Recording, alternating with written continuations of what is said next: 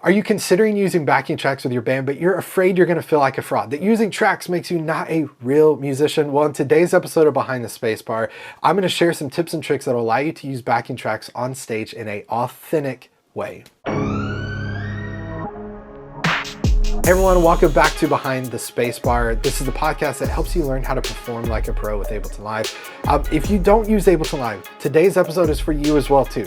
The 7 tips, techniques, tips and tricks I'm going to share in today's episode applies whether you're using an iPad app, hardware, Ableton Live, Digital Performer, Pro Tools, God bless you if you're using Pro Tools on stage, whatever you're using for tracks or want to use on stage for tracks, these concepts apply to that scenario.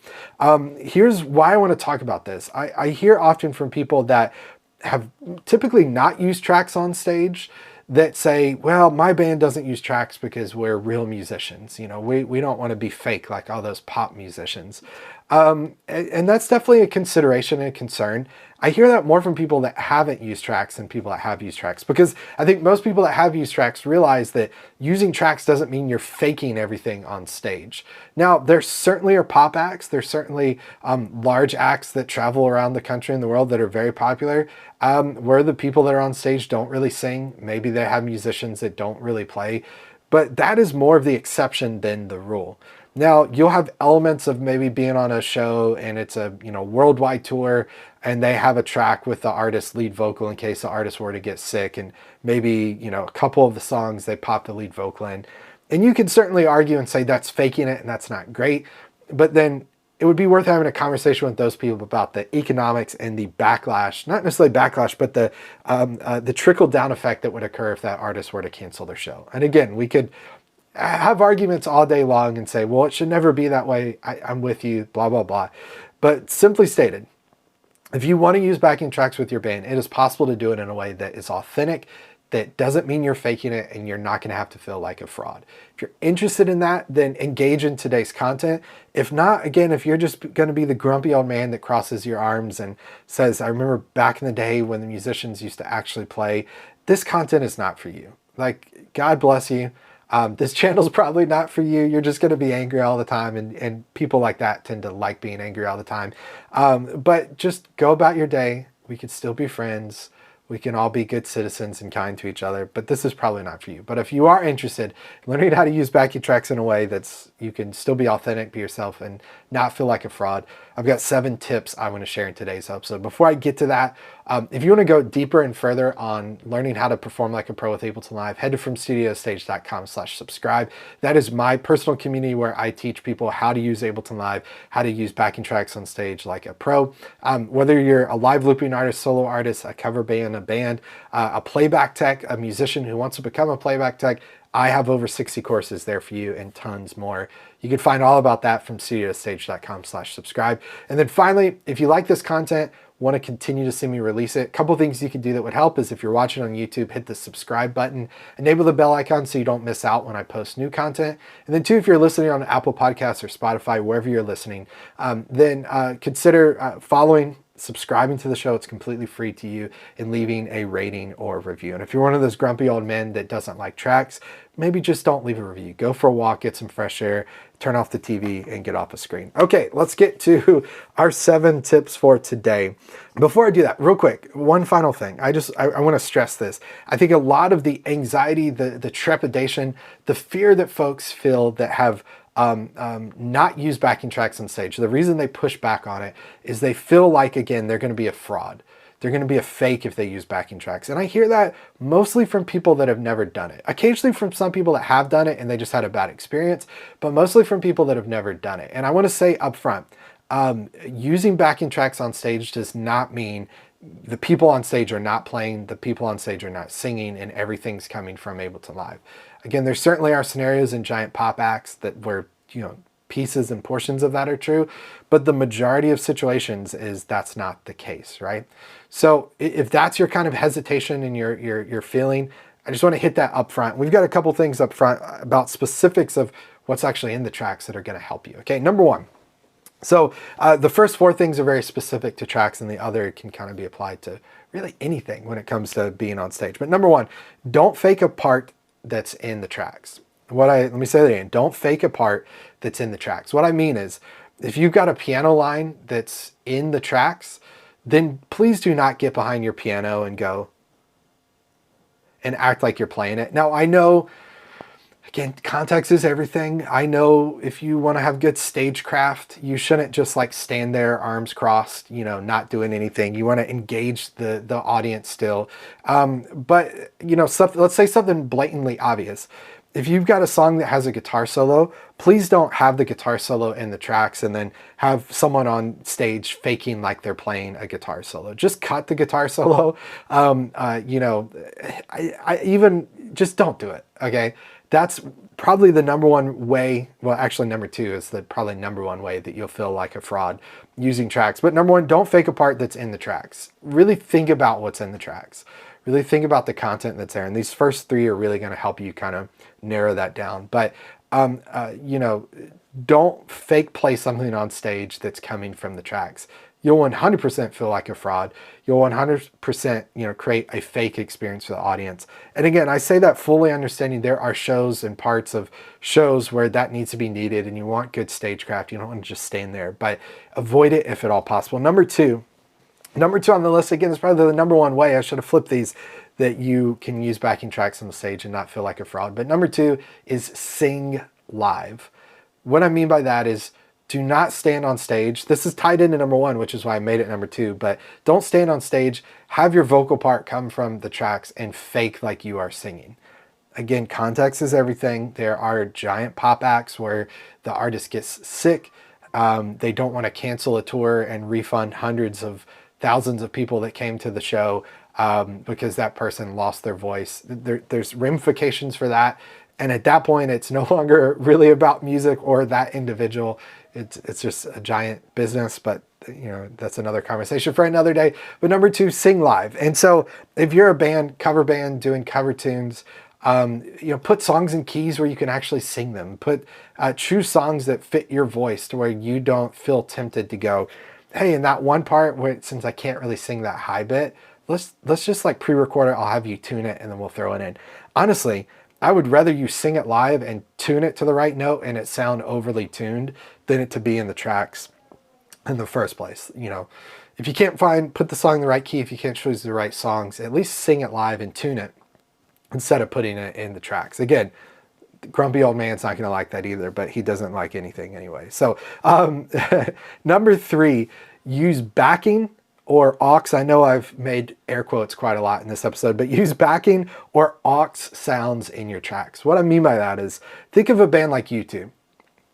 The basic structure and makeup of the band is drums, bass, guitar. You know, occasionally Bono, maybe the Edge will play keys, maybe Bono will play guitar, the Edge will play keys. But a lot of the sound of U2 comes from these extra additional sounds that their playback tech is playing, I believe from Digital Performer.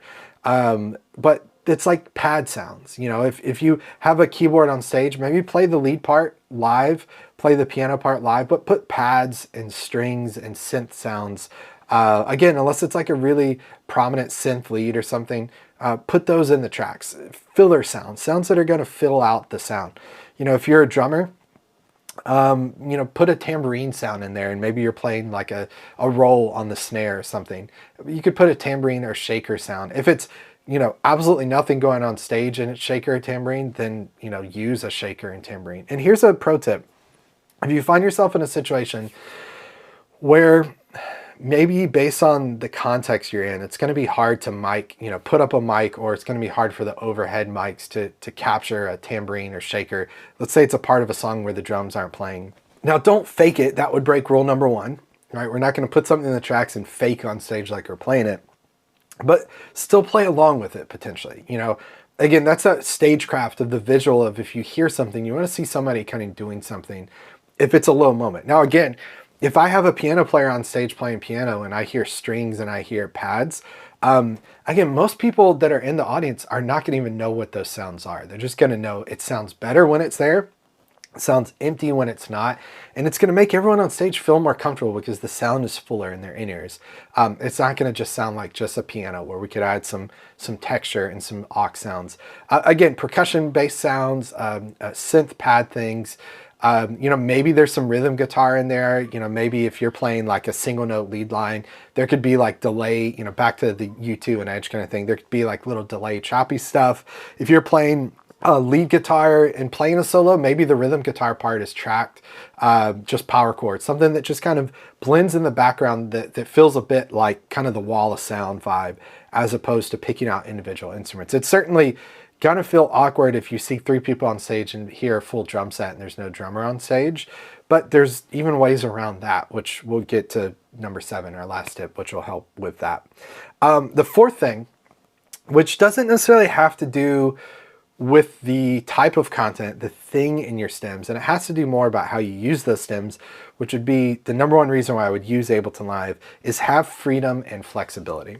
Have freedom and flexibility. And there's a lot of different things I could say here, but the things that come to mind for me, when it comes to using tracks on stage, for me to not feel like a fraud, I want to be in charge of where we go. If I want to repeat a section, if I want to change the arrangement beforehand, if I want to speed the tempo up, slow the tempo down, I want to make sure my thing I'm using for tracks can follow that. Now, there certainly are some people that just like to make life difficult for other people and decide to change the tempo one night.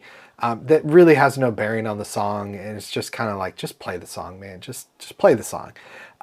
But certainly Ableton Live can do that. Change the tempo in the moment beforehand. Change the song order, even just changing the set list so that it's fresh every night for a new group of people. Responding in the moment to what's happening. There's something about a group of people coming together, singing a song together at the top of their lungs. It's this magical, almost spiritual kind of moment. And there's times where you should respond to what's happening in that moment. Maybe change a song, maybe stay in a song one time. I always go back to the story of going to see Mute Math, probably like still early on in their career. I believe we were in Raleigh, North Carolina, this very small club. Obviously they were amazing performance, also using tracks.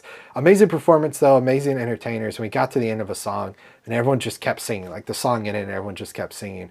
They didn't suddenly, press play on their MIDI controller to go to the next song because they're using tracks. They just kind of let the moment sit, right, and responded to that moment. If you use tracks in a way that gives you freedom and flexibility, then you can do that, which is great. And if you want to learn how to have freedom and flexibility to use tracks in a way like that, then head to FromStudioToStage.com/subscribe to become a From Studio to Stage community member. You can start your subscription, get access to all the courses, the training, content, resources that will help you do that. And you'll be able to use tracks on stage without feeling like a fraud. Okay, meanwhile, back of the ranch. Number 5, make your computers invisible. And what I'm talking about there is, depending on the context, there's some types of music where if I saw every musician on stage with a computer, it wouldn't throw me. It would feel like part of the band. The sounds, like I'm in on the joke. I get that they're using these fake sounds, these extra computer sounds. But there's some bands, like if I go to see a folk band or a country band on stage, if I can move those computers off stage to where it's not even a thought in my mind and I'm just like in the moment and experiencing it. And you could say, well, that's fake, you're lying to the audience. Well, maybe, but I'm using the tools that are available to me to present the best story to the audience that's here to hear my music and experience it. And I'm going just from musicians on stage and the limitations that people I have to having more and more options and different types of sounds. That's great, and that's possible with backing tracks, but consider moving your computers off stage. Now, the next possible thing is, well, if I move computers off stage, then does that mean we basically, as we're walking on stage, press spacebar, then we're on rails for the rest of the show? No, you can have number 4, freedom and flexibility. But number 6, to get that, use a MIDI controller. So move your computers off stage, but number 6, use a MIDI controller so that you can find something that integrates into your setup.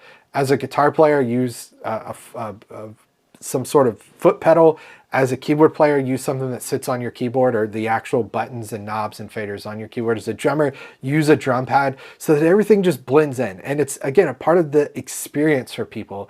It's not something that just sticks out and it's like, oh, wow, what the heck is happening here? Make it a part of the experience on stage that translates to the people. Now, number 7, this is the most important piece of this. I'll get to that in just a second, but before I do, just want to ask again, if you're watching on YouTube, consider hitting the subscribe button.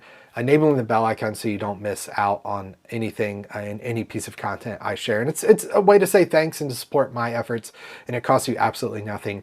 And two, if you're listening on Apple Podcasts or Spotify, consider subscribing and following, completely free for you.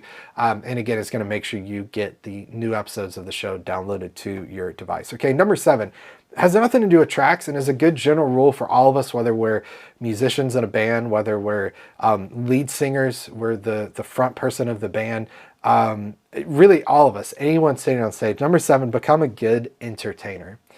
Become a good entertainer. What I mean by that is, again, we talked about the stagecraft of if there's a part in the tracks that is very obviously heard and nothing is happening on stage,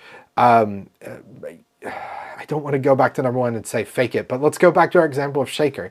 Have a shaker at the drum set and play shaker. Even if there's no overhead mics for the shaker, don't fake play shaker, but actually play shaker, but have it come to the tracks. I hope that makes sense.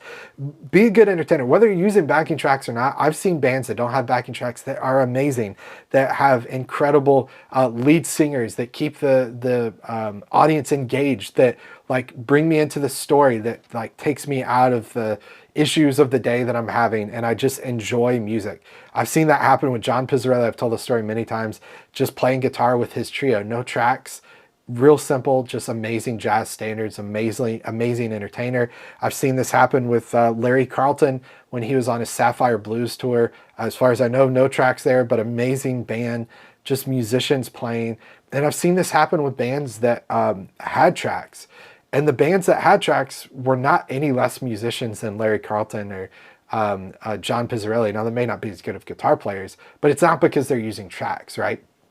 Using tracks is not an excuse for you to be a bad entertainer. And using tracks is not an excuse for you not to be the best possible singer you could be. Using tracks is not an excuse for you to not learn how to play piano because you're not a piano player. So we just put all the piano on the tracks and you just play 1/5 for everything. That's kind of what I do because I'm not a piano player. But what I'm trying to say is, like, work on your stagecraft, work on being a good entertainer, have fun on stage. And whether you're using tracks or not, that has no bearing on it. And again, there's ways to use tracks that give you freedom and flexibility, in ways that could hinder you and make you like not have fun, kind of like this moment sucks.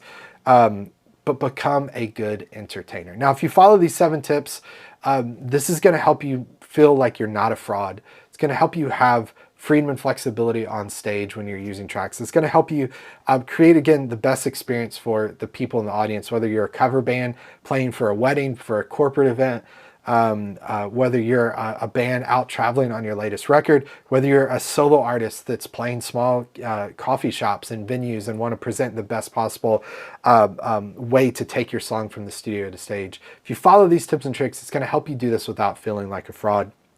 But again, you're going to want the best possible training. You're going to want support. You're going to want to learn how to do it in a way that doesn't waste you hours. And you don't have to just search and search on YouTube to try to find a video and hope it's the right approach. Hope it's something that actually works and does it. The best thing you could do is head to FromStudioToStage.com/subscribe. Become a From Studio to Stage student. Get access to over 60 courses, 200 credits every month that you can use to purchase stuff in the shop for free. That's my templates, patches, presets, everything I've ever made, it goes there. I just throw everything there, I create stuff, and I release it there that's free to students if they use their credits. A monthly call where you can check in, you can ask me questions live on the call, meet your fellow community members. It's the best possible way to learn to perform on stage like a pro with Ableton Live. And then again, if you're not ready for that yet, if you're still checking this thing out, then just hit the subscribe button if you're watching on YouTube, enable the bell icon so you don't miss when I post new content. And if you're on Apple Podcasts or Spotify, then subscribe, follow, completely free to you, and leave a rating or review. Thanks so much for watching, for listening. I hope these tips are practical and you can start to actually apply these and have a better experience with tracks. Thanks so much for being a part of the community, for watching and listening. We'll see you on the next one. Take care, everybody. Bye.